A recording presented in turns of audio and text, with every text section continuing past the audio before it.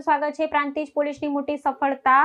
Check bounce કેસમાં 3 વર્ષથી નાસ્તો ફરતો સજા વોરંટનો આરોપી ઝડપાયો। અમારા સાબર આવાજના ક્રાઇમ રિપોર્ટર અને વડાલી તાલુકાના ચીફ રિપોર્ટર પ્રજ્ઞેશભાઈ બારોટ તરફથી મળતી માહિતી મુજબ ધી નેગોશિયેબલ ઇન્સ્ટ્રુમેન્ટ એક્ટ કલમ 138 મુજબના ગુનામાં સજા પામેલ છેલ્લા 3 વર્ષથી નાસ્તા ફરતા આરોપીને ઝડપી પાડતી પ્રાંતિજ પોલીસ વધુ વિગત જાતા નાયબ પોલીસ મહાનિરીક્ષક વિરેન્દ્રસિંહ યાદવ આઈપીએસ સાહેબ ગાંધીનગર વિભાગ ગાંધીનગર તથા પોલીસ અધિક્ષક ડોક્ટર પાર્થરાજસિંહ ગોહિલ આઈપીએસ સાહેબ સાબરકાંઠા તથા એકે પટેલ સાહેબ વિભાગીય પોલીસ અધિકારી હિંમતનગર વિભાગ હિંમતનગર નાઓએ સજા વોરંટના આરોપી શોધી કાઢી અસરકારક કામગીરી કરવા કરેલ સૂચના આધારે ડીઆર પઠેરિયા પોલીસ ઇન્સ્પેક્ટર નાઓના સતત માર્ગદર્શન અને સૂચના આધારે સજા વોરંટના આરોપીઓ શોધી કાઢવા સતત પ્રયત્નશીલ હતા।